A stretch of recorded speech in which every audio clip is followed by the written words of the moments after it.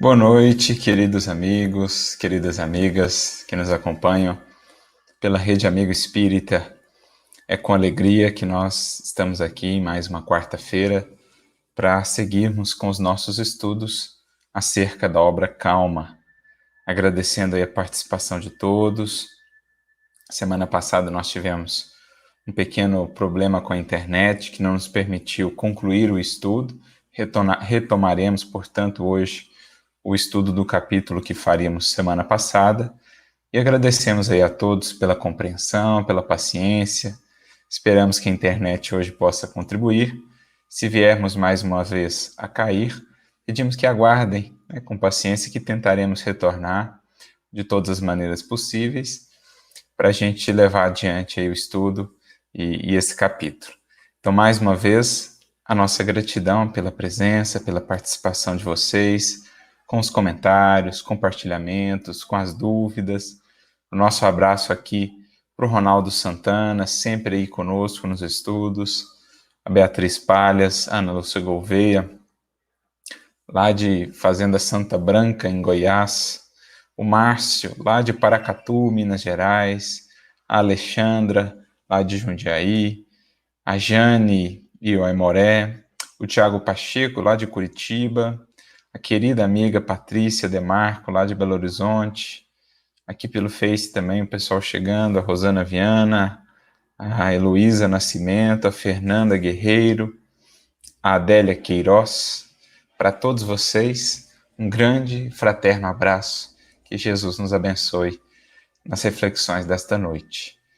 E como eu disse, hoje nós vamos então retomar o capítulo 22 da obra Conquista de Paz, capítulo que nós iniciamos semana passada, havíamos até avançado nas reflexões em torno desse capítulo, mas infelizmente não conseguimos concluir. Então vamos começar hoje do começo, novamente, esse capítulo 22, Conquista de Paz. Apenas lembrando, nós estamos assim entrando na reta final do nosso estudo, faltam aí 10 capítulos, a obra é composta ao todo de 32 capítulos. Entrando hoje nesse 22º, nós entramos também nos 10 últimos capítulos da obra. O tempo passa rápido e tem sido realmente uma alegria partilhar esses momentos com vocês. Pensando já sobre o próprio título, há uma palavra aqui que é muito importante, para a gente entender o capítulo e mesmo todo o propósito da obra. É algo que a gente já vem vendo ao longo de vários capítulos. Essa questão que Emmanuel faz questão de frisar a importância de entendermos a paz, a serenidade, a calma, não como simplesmente inércia, não como simplesmente deixar as coisas acontecerem sem nada fazer, sem nos prepararmos, enfim, não apenas uma indiferença com relação à vida, aos outros, a nós mesmos, não. A paz, a serenidade, a calma são uma construção, são uma conquista. Por isso, essa palavra que Emmanuel coloca aqui no título é tão importante para a gente entender todo o motivo que nos levou a estudar essa obra. É uma conquista que é trabalhada no dia a dia, para que nos momentos em que ela se faça mais necessária, essa serenidade, essa paz, eu já tenha bases sólidas. Não é algo que eu vá buscar num passe de mágica apenas quando as circunstâncias difíceis surgem.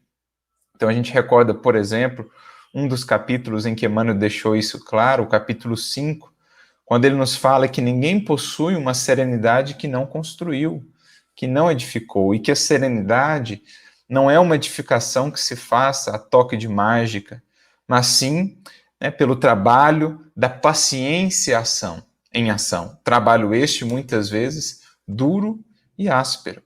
Então é um processo, é toda uma caminhada que vai demandar de mim empenho, foco, disciplina, para que isso venha aí se consolidando dia a dia e então, nos momentos mais desafiadores, eu possa efetivamente poder contar com essa paz. Então ela é uma conquista que precisa ser também mantida, né, que precisa ser também alimentada. Ela não é simplesmente um ponto de chegada. É algo que demanda de mim um modo de caminhar, um novo modo de operar a minha vida. Por isso eu me recordo até da fala do apóstolo Pedro na sua epístola, 1 Pedro, capítulo 3, versículo 11, quando Pedro nos apresenta uma síntese muito interessante. Ele diz assim: busque a paz e siga. Então, olha que interessante esses dois verbos. Busque a paz. Creio que esse é um anseio de toda criatura. No mais íntimo, nós buscamos, nós ansiamos pela paz, pelo equilíbrio, pela harmonia, né? Isso está em nós. Então, é parte do processo o querer essa paz, o ansiar por ela. Mas não se reduz a isso. Mais do que desejá-la, mais do que sonhar com a paz, com a harmonia, com o equilíbrio, nós precisamos seguir esse sonho, nós precisamos seguir essa meta.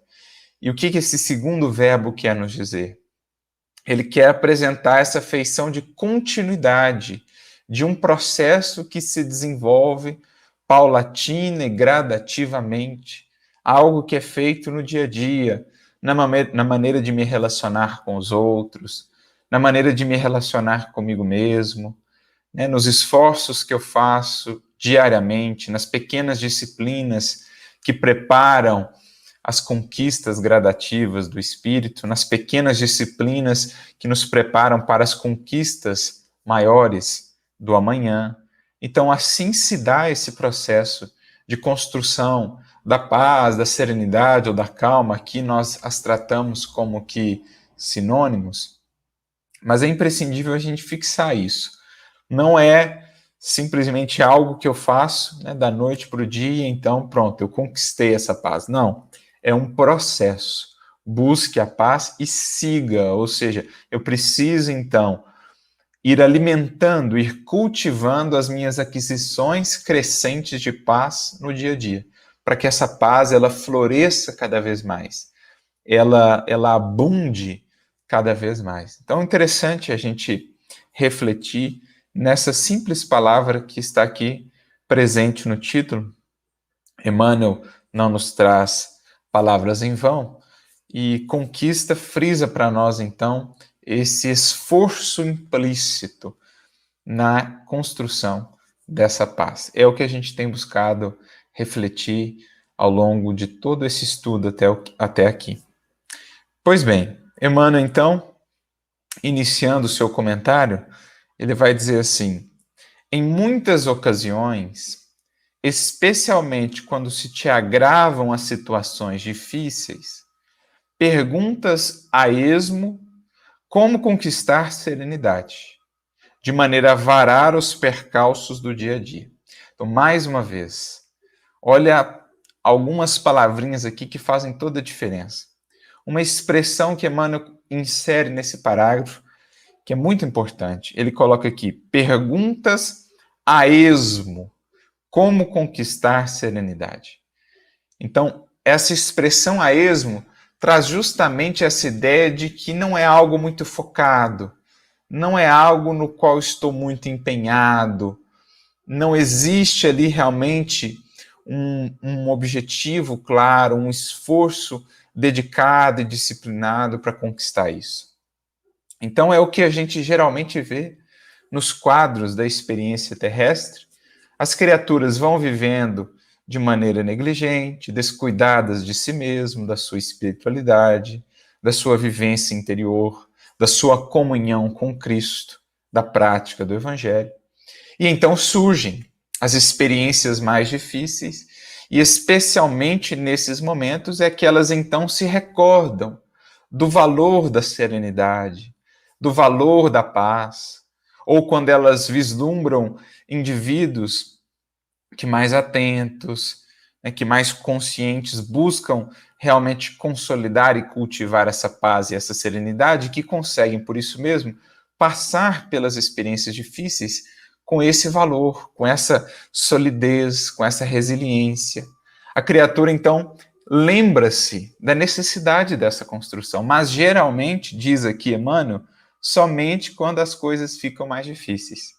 Então, nos dias claros, nos momentos de facilidades terrestres, né, iludida aí pelas sensações apenas imediatas, pelas satisfações imediatistas, pelas buscas ilusórias do mundo, ou voltada a criatura apenas para os seus desejos e para a satisfação dos seus apetites, ela vai vivendo, então, completamente esquecida da importância desse armazenamento interior de valores, de recursos, de força. Mais uma vez, a fábula que eu sempre gosto de lembrar, porque ela é muito propícia. A fábula de La Fontaine, acerca da formiga, ou das formigas e da cigarra. O que aquelas formigas que vão ajuntando ali no formigueiro, no período do verão, né, no período do outono, o que elas representam? Elas representam essas criaturas que vivem de maneira consciente, aproveitando os momentos de maior calmaria para armazenarem valores e recursos internos para lidarem com o inverno. Por outro lado, a cigarra representa os indivíduos, os corações, que vão vivendo meio desligados, desatentos, desleixados quanto a essa busca, essa proposta, e só então, no momento do inverno, é que vão lembrar, mas ainda assim de maneira, né, vaga, da importância dessa serenidade. Então, essa expressão que Emmanuel coloca aqui para nós nesse primeiro parágrafo, ela é muito importante para que cada um de nós possa voltar-se para si e fazer, sinceramente, esse tipo de questionamentos interiores. O que eu tenho feito da minha vida?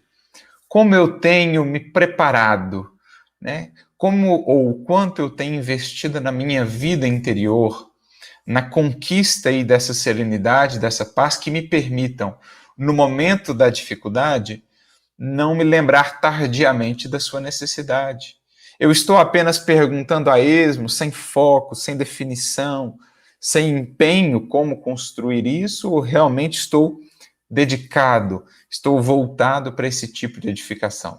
Porque foi isso que um apóstolo Paulo fez quando foi ao deserto, orientado pelo seu mestre Gamaliel, também por Ananias, né, e pelo próprio Cristo. Ele foi buscar aqueles ambientes, por Pedro também, depois, quando ele vai para Tarso, ele foi buscar esses ambientes de preparação, ele foi buscar essa vivência mais íntima, mais profunda, certamente como um prelúdio muito importante para tudo que ele viria a viver depois. Imaginemos Paulo, se ele não tivesse tido aqueles 6 anos lá, 3 no deserto, 3 em Tarso, depois mais um tempo em Antioquia, tempo preparatório, tempo de fixação de bases, de estabelecimento de força ali interior, de comunhão profunda com o mestre, de disciplinas austeras, renovando sentimentos, né, estudando, ampliando horizontes, aprendendo a amar. Se não fosse aquilo, nós não veríamos um Paulo tão resiliente como nós o vemos nas viagens apostólicas, sob açoites, sob pedradas, sob calúnias, sob as lutas mais intensas. Só foi possível que Paulo realmente demonstrasse tamanha serenidade e resiliência, justamente porque ele pôde antes, e no momento devido, e nesse processo contínuo, ir desenvolvendo essa serenidade. Como? Pelo estudo, pela oração, pelas disciplinas profundas. Leiam lá depois o capítulo 2 do livro Paulo Estevão, tem uma descrição muito interessante de Emmanuel, quando ele fala das mudanças que o deserto operou no apóstolo, né? Pouco antes dele deixar o oásis de Dan, Emmanuel faz uma descrição das mudanças físicas, mas sobretudo espirituais, no processo de autoeducação, de disciplina, em que ele foi realmente estabelecendo as bases daquela fortaleza que marcaria sua tarefa depois. Então é muito importante isso, né? Primeiro de tudo, querer construir essa serenidade. Emmanuel já nos disse isso em outros capítulos. A primeira coisa é querer, é entender que é possível sim, se eu quiser construir essa serenidade. Muitos dirão que não é possível, ou muitos traduzirão aí nessas negativas, nessas justificativas, uma certa estagnação, uma certa acomodação de não quererem mudar certas coisas para construir essa serenidade. Mas Emmanuel, o Cristo, nos dizem que é possível sim construir isso. O próprio Mestre, no diálogo com os discípulos, na última ceia, quando ele convida os discípulos a construir essa força para lidarem com tudo que eles haveriam de lidar, perseguições, dificuldades, enfim, Jesus diz assim para eles e para todos nós, João 16:33, tenho-vos dito estas coisas para que em mim tenhais paz. É como se Jesus dissesse, olha, é um mundo de expiação e provas, é um mundo de vicissitudes, tanto que ele acrescenta depois, né, logo depois, no mundo tereis aflições, mas eu venci o mundo. Então, é um mundo difícil, é um mundo de provas e expiações, as aflições, as provações fazem parte, mas ele deixa bem claro, tenho-vos dito estas coisas, para que em mim tenhais paz, ou seja, é possível sim construir essa paz, que não significa inércia ou indiferença, é a paz que se consolida por dentro mesmo em meio à luta, e que é o segredo da força e da grandeza desses espíritos que agora admiramos, os primeiros mártires, por exemplo, os seguidores fiéis do Cristo de todos os tempos. Então, o querer aí é muito fundamental, mas um querer que vai para além da superfície apenas. Como os espíritos frisam lá na questão 911, que a gente gosta de citar muito, né? Questão 911 do Livro dos Espíritos, quando Kardec pergunta se não existiriam paixões tão fortes, tão irresistíveis, que a vontade seria impotente para domá-las. E os espíritos então respondem, muitos dizem quero, mas o querer está somente nos lábios. Querem, mas muito felizes estão de que não seja como querem. Então, é mais ou menos isso. A criatura aqui, como Emmanuel diz, né? Ela pergunta a esmo, vagamente, sobre serenidade, né? Aparenta querer essa serenidade, mas não é algo que criou raízes ainda. Não é um querer profundo que a mobilize e a empenha a essa edificação. Então, fica uma coisa meio a esmo, né? Meio circunstancial. Se o vento é difícil, ela lembra da pergunta, ela lembra da necessidade. Se as coisas estão mais tranquilas, aquilo se amaina, aquilo fica esquecido. Então, muito importante esse primeiro parágrafo. Porque aí, então, nesse capítulo, Emmanuel vai citar uma série de circunstâncias em que nós somos convidados a, digamos assim, nos empenhar para conservar, manter, cultivar essa paz na relação com os outros. Circunstâncias em que a gente vai precisar fazer um movimento de compreensão, de perdão, de fraternidade para alimentar essa paz em nós e na nossa relação com os semelhantes, compreendendo as suas dificuldades, as suas lutas, as suas dores.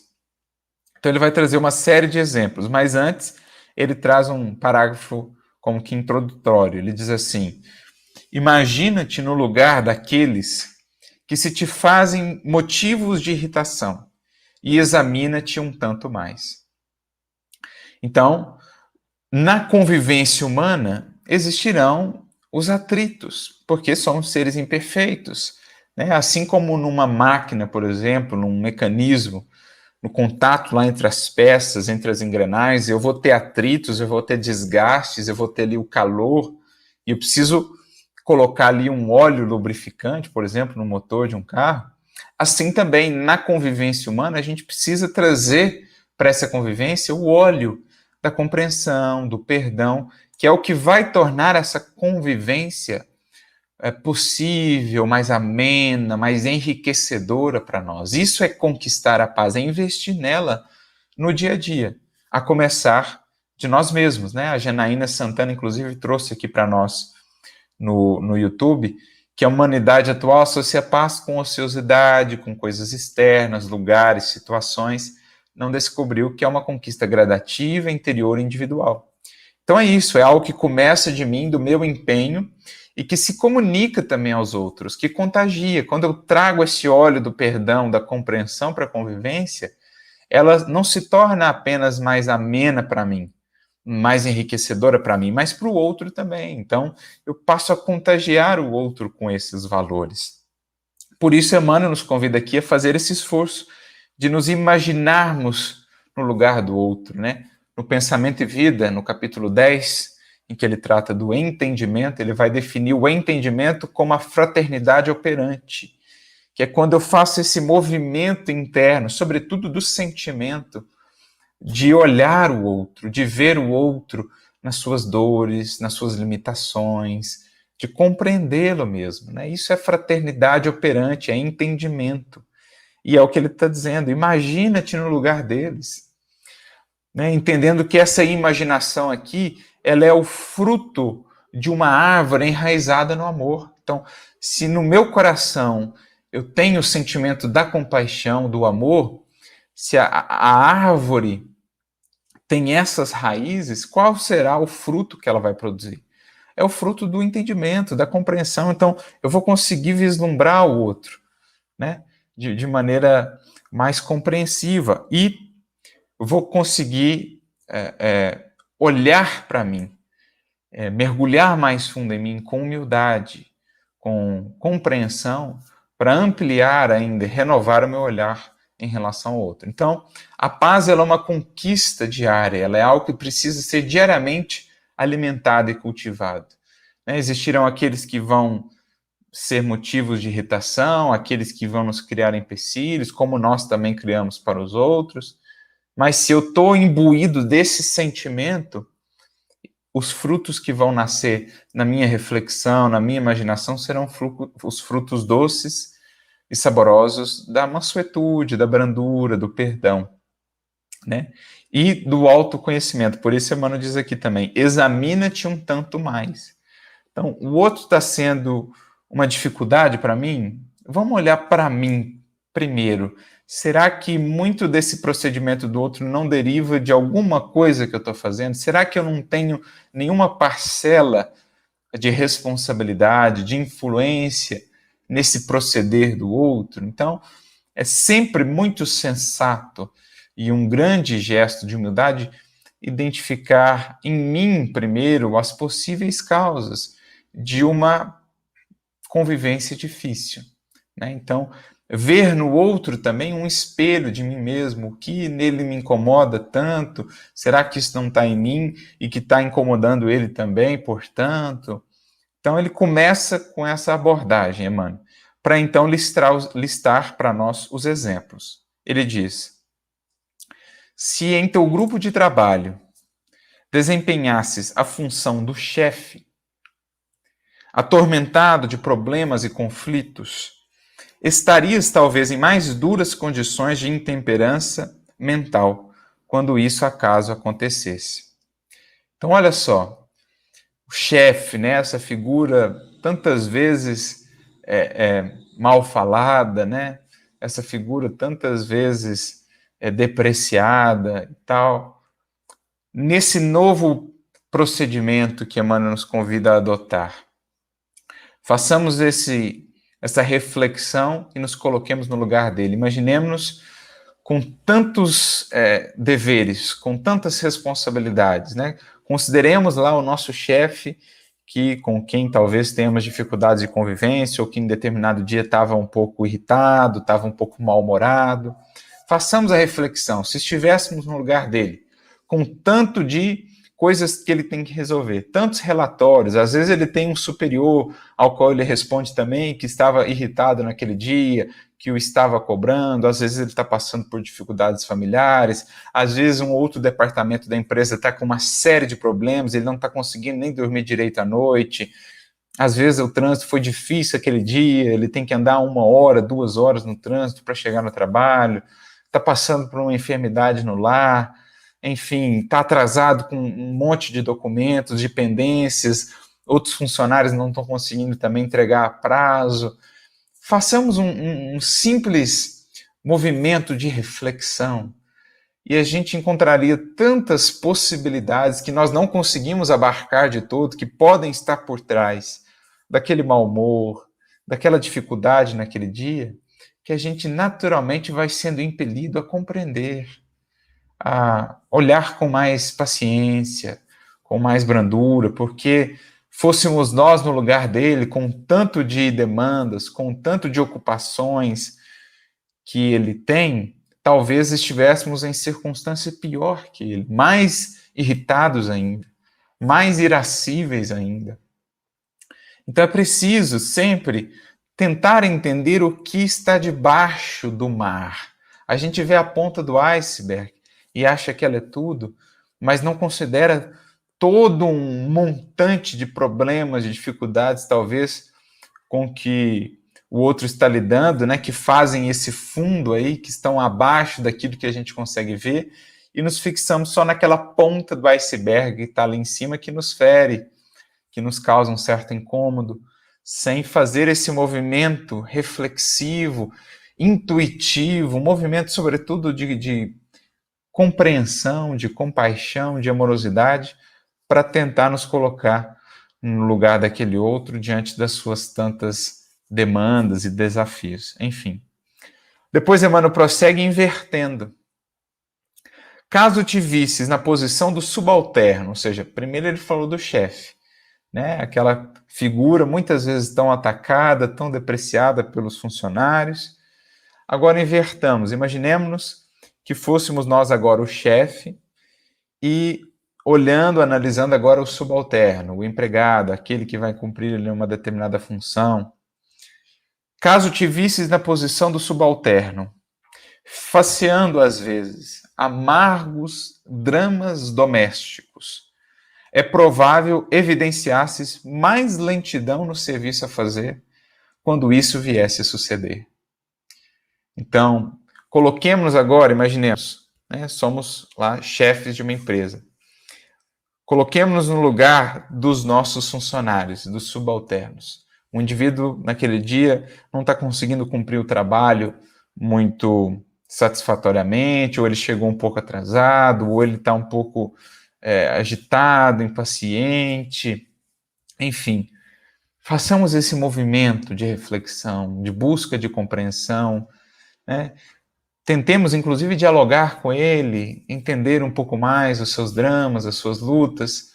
E aí a gente pode encontrar o quê? A gente pode encontrar dramas profundos da família. Às vezes os filhos estão tendo dificuldade, né? Um filho, por exemplo, pode estar envolvido com drogas, ou um parente, uma pessoa querida, pode ter descoberto uma enfermidade grave, o cônjuge, né? A esposa.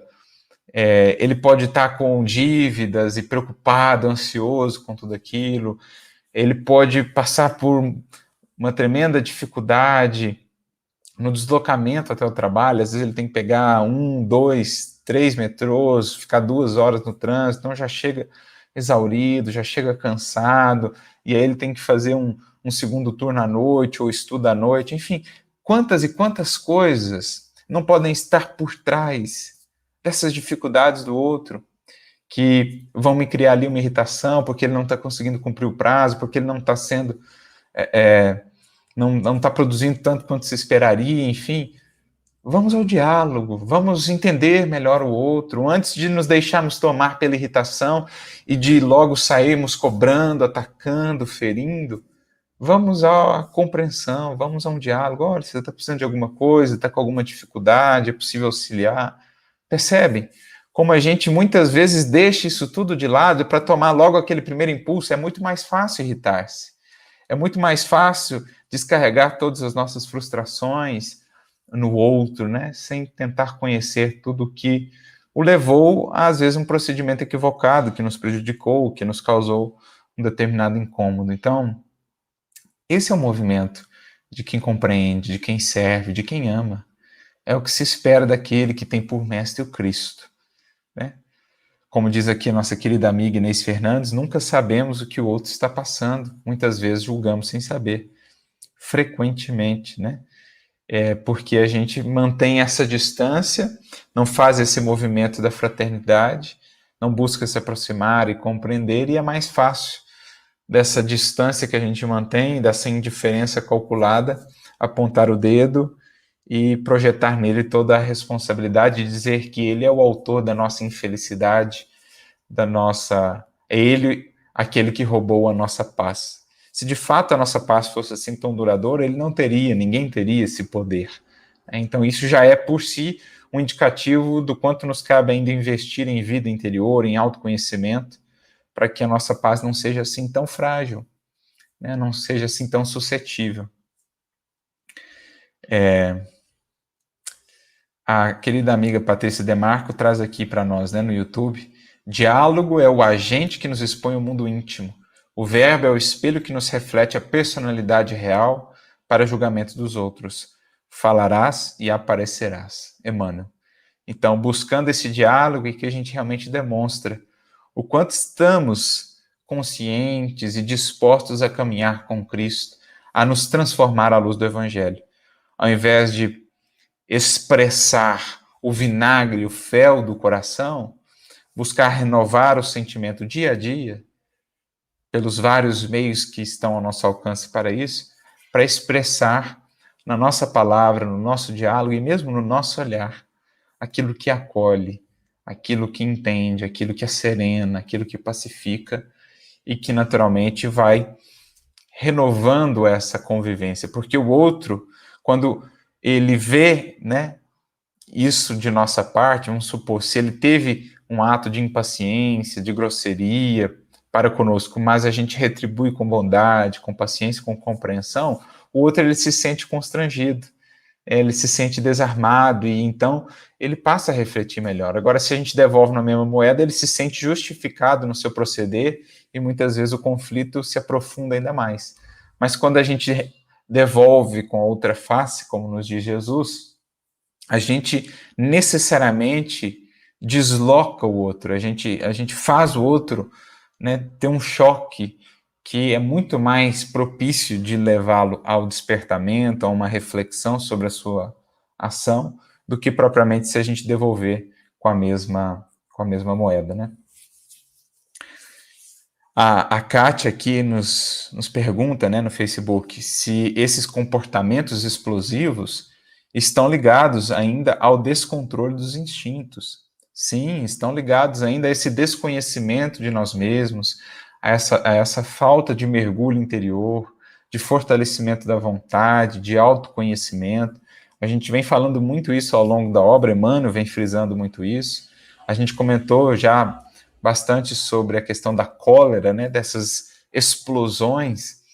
Tem até as duas mensagens muito interessantes no Evangelho segundo o Espiritismo, no capítulo 9, as duas últimas mensagens, em que vamos ter ali reflexões muito interessantes sobre a cólera, de onde ela nasce, né, desses instintos, do orgulho ainda cultivado em nós, mas na medida que a gente vai ganhando consciência, se conhecendo, a gente vai aprendendo a canalizar esses conflitos interiores, esses impulsos ainda, canalizar isso, essa energia para algo que seja criativo, para algo que possa agregar, enfim.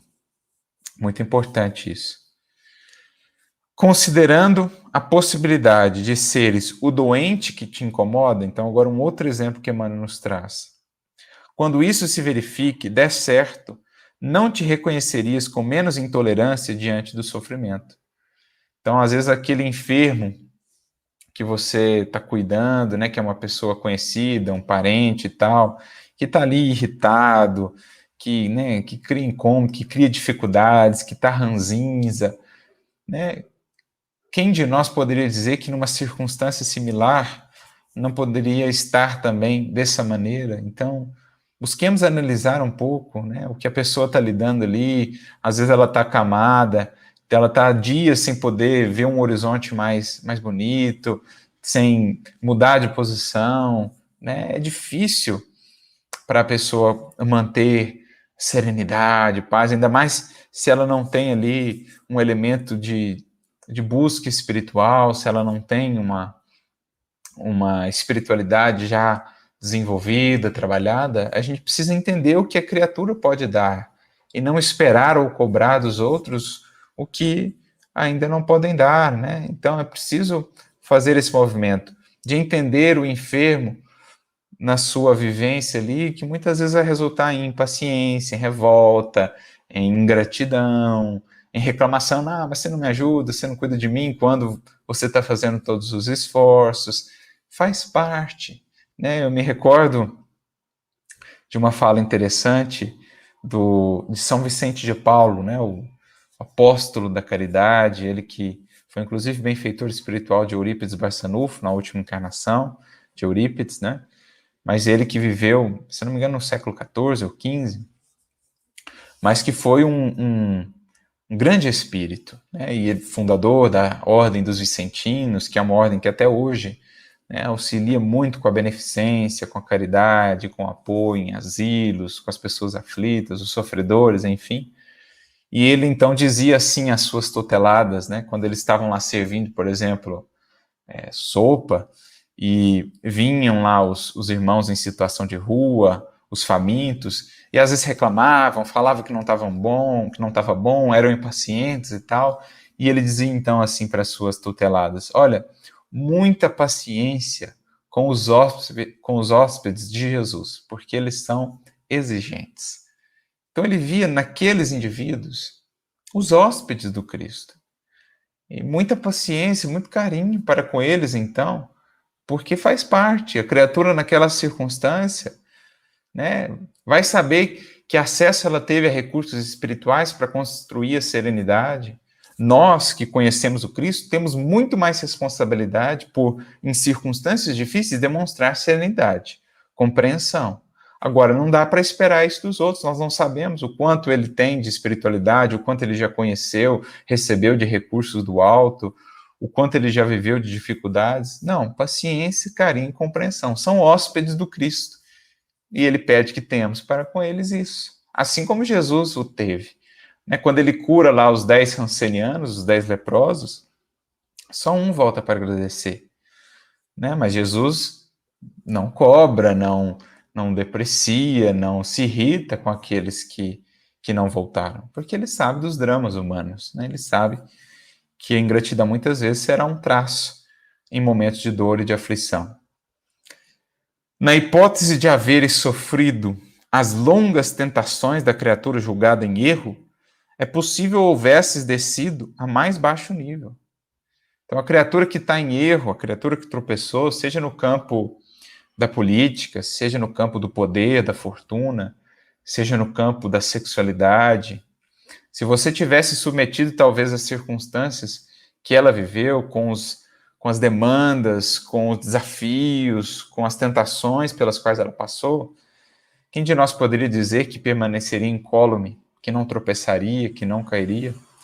Então, mais vale compreender, estender a mão para reerguer esse irmão, porque para aquele que cai já basta-lhe a dor da queda, já lhe basta o fogo do remorso. Mas ele nem se arrependeu, nem reconheceu seus erros? Por enquanto.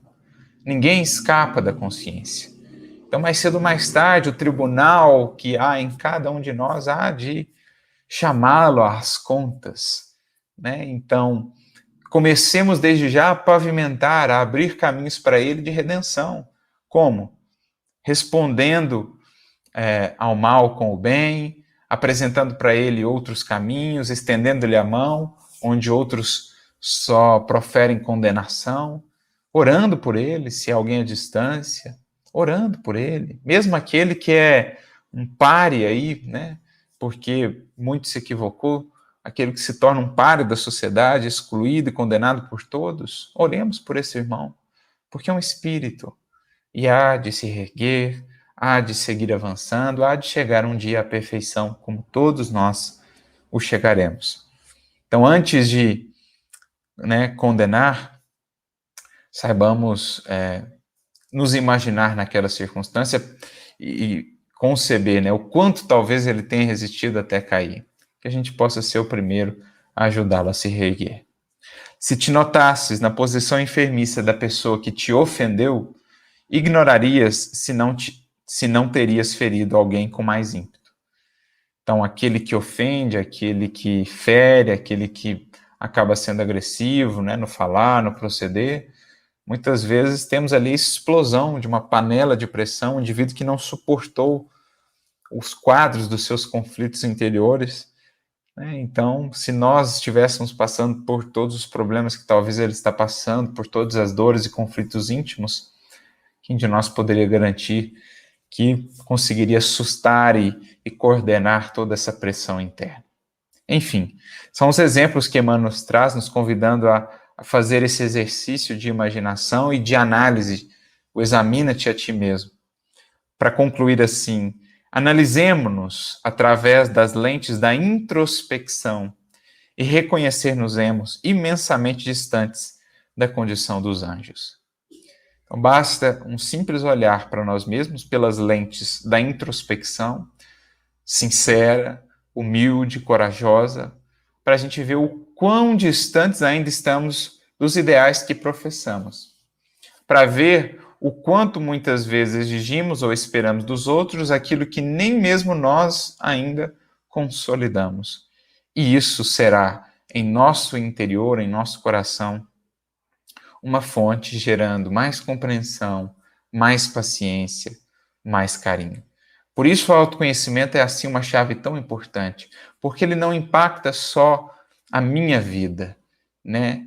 O meu eu interior, ele impacta toda a minha maneira de me relacionar com o mundo fora de mim e especialmente com os outros. Porque em me conhecendo, eu vejo melhor o quanto ainda me falta ser, o quanto ainda me falta crescer.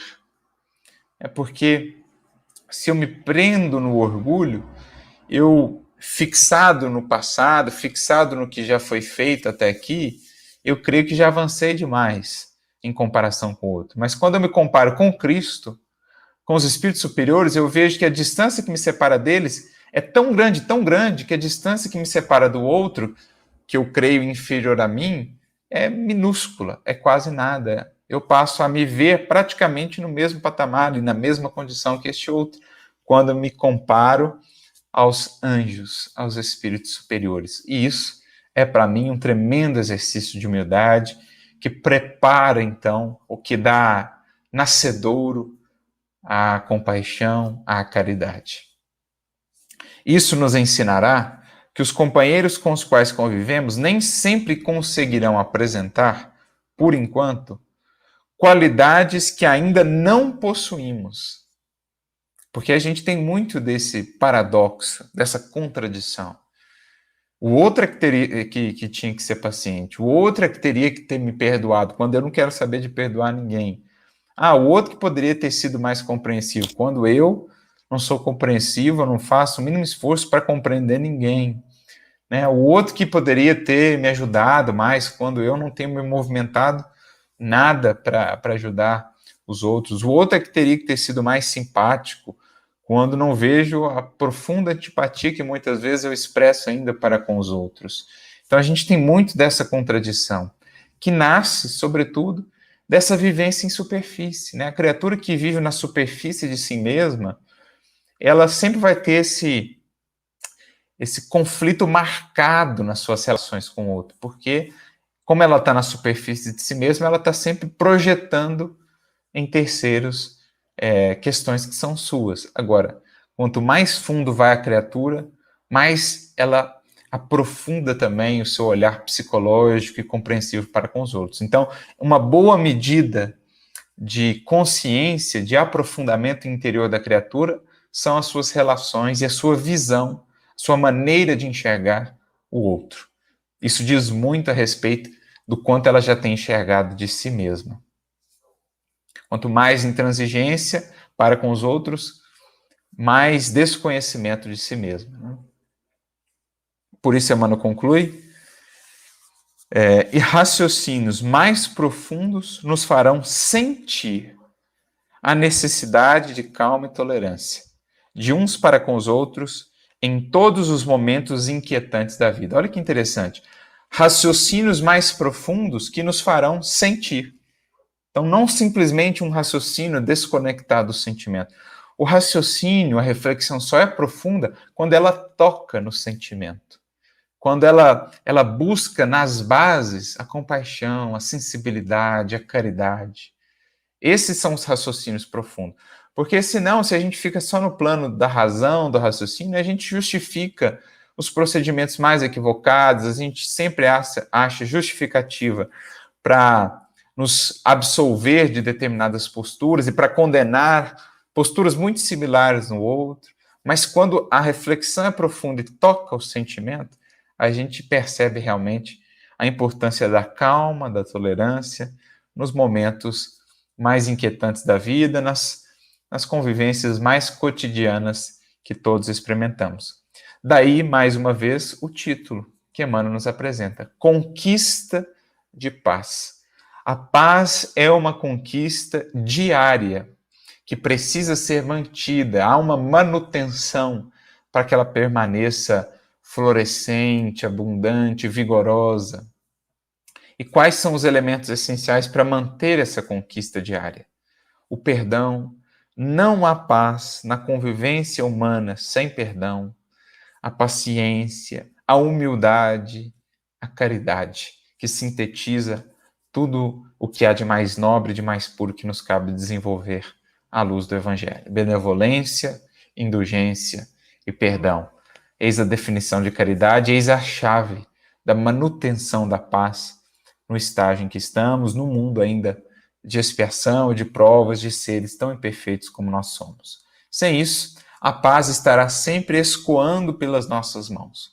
Quando julgamos ter alcançado essa paz, eis que mais uma vez ela se vai no primeiro embate de ideias, a primeira palavra não tão feliz que o outro se utiliza para conosco, a nossa paz cai por terra porque não havia ainda se enraizado no solo profundo do coração, que é o único capaz realmente de sustentar a árvore da nossa vida viva efetivamente, verde, né? Abrangente, larga, frutífera, frutificante, para que a gente possa enriquecer a vida. Então agradecemos aí pela participação de vocês, que possam ser inspirados pelo Cristo na construção e na manutenção diária dessa paz. Nas palavras de Pedro, busque a paz. Isso todos nós estamos buscando, mas siga, ou seja, adota uma nova postura, um novo modo de caminhar para que essa paz possa se sustentar. Vamos ver aqui se temos algum comentário, alguma consideração, alguma dúvida. A Inês nos diz no Face, né, que a cólera nos deixa muito doentes, de fato. Né, o impacto dessas emoções perturbadoras, Emmanuel vai nos dizer no livro Pensamento e Vida, são como que marteladas nas engrenagens de uma máquina sensível. Cultivar emoções perturbadoras, né, no nosso coração é estar a todo momento martelando as nossas células, o nosso corpo, e naturalmente, mais cedo ou mais tarde, isso vai se traduzir num desajuste, num desequilíbrio, numa úlcera, né, numa dor de cabeça, enfim, processos graves. Tem até aquele caso da obra de André Luiz, que eles vão atender lá uma irmã que estava com uma icterícia, um problema complicado no fígado, porque ela havia tido uma discussão com o marido, havia se irritado profundamente, né, entrado nesse processo de cólera, e aquilo havia somatizado. Então, enferma mesmo, né, nos deixa enfermos. A gente vai entendendo com mais clareza, à luz da doutrina espírita, essa saúde integral que envolve espírito e corpo, né, mente e o soma, aí, o nosso corpo físico, que a gente precisa encontrar o equilíbrio disso tudo.